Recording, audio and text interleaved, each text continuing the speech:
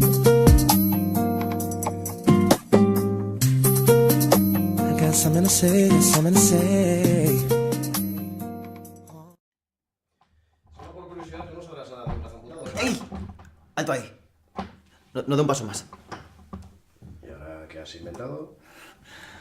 Pensaba que no me lo iba a preguntar nunca. Después del ataque de ayer pude llegar a una conclusión.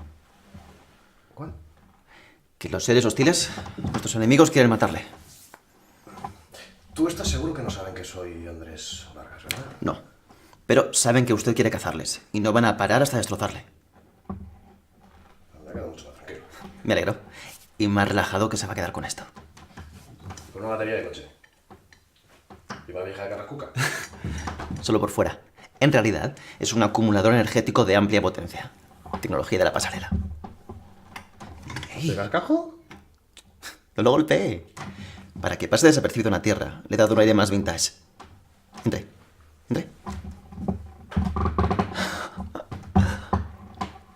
Funciona.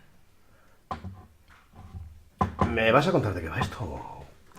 Con estas, voy a crear un perímetro de seguridad. Al conectarlo al acumulador, detectará cualquier ente sobrenatural, como usted acaba de comprobar. Pues tú y yo somos sobrenaturales, o sea que vas a tirar toda la tarde evitando. Algunos ajustillos hay que hacer para que solo detecte hostiles. Pero en cuanto a alguno entre nuestra zona, lo sabremos. Y no te va a decir quién le cortó el brazo a ¿Quién? Marvin Carranza. ¿Te suena? El cantante de reggaetón. Frota la pechuguita, frota la pechuguita. ¿Qué? Marvin Carranza canta reggaetón. No. El poseído que matamos la semana pasada. El que parpadeaba como un lagarto. Ah, ¿qué pasa con él? Lo dejé bien enterrado.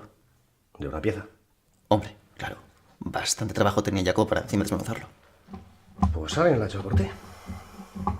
Alguien que sabe dónde lo enterramos.